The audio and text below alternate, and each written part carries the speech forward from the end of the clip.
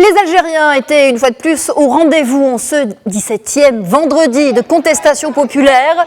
Une mobilisation intacte et un mot d'ordre inchangé, celui des départs de tous les symboles du système.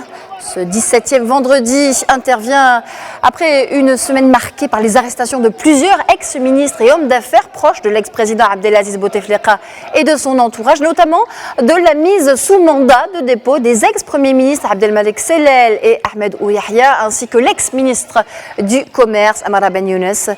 Quelques jours plus tôt, c'était l'homme d'affaires Mahieddine Tarkout d'être écroué avec des membres de sa famille. La manifestation a eu lieu dans la capitale, mais également ailleurs dans le pays.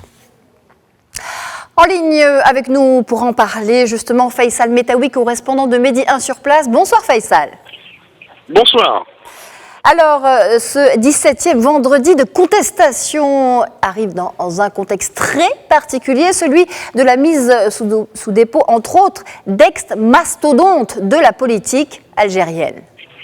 Absolument, et la rue a bien réagi, même avec des slogans scéniques, avec beaucoup de moqueries, d'humour, surtout à l'égard de l'ex-premier ministre Ahmed Ouyahia, qui est très impopulaire en Algérie, déjà on le sait depuis longtemps, mais aujourd'hui dans les manifestations, les Algériens ont déclaré leur réjouissance après ça, et en citant aussi d'autres noms, et pour la première fois est apparu le nom de l'ex-président Abdelaziz Bouteflika, puisque les manifestants ont demandé à ce qu'il soit jugé. Certains se sont demandé comment deux anciens premiers ministres, Ahmed Ouyahia, mis en prison mercredi 12 juin, et Abdelmalek Sellel, mis sous mandat de dépôt jeudi 13 juin par la Cour suprême, soit donc poursuivis pour des affaires de dilapidation des deniers publics, d'octroi d'indus privilèges, mais également pour des affaires de corruption. Et le président, qu'en est-il de la responsabilité du chef de l'État? Et cela a été bien posé et répété. C'est la première fois, je le note, qu'il y a eu le nom de Bouteflika qui est cité de cette manière depuis le début du mouvement de contestation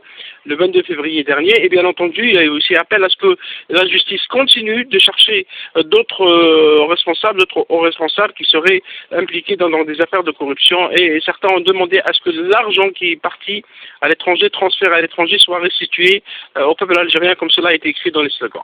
Alors Faisal, vous dites que pour la première fois, le nom de l'ancien président Abdelaziz Bouteflika a été cité lors de ces manifestations. Est-ce que vous avez des informations sur le lieu où pourrait se trouver l'ex-président algérien ?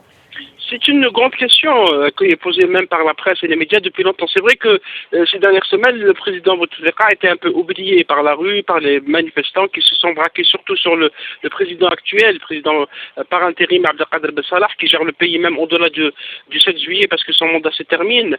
Il doit, et comme il a lui-même déclaré, rester en poste jusqu'à l'élection présidentielle, l'élection d'un nouveau président.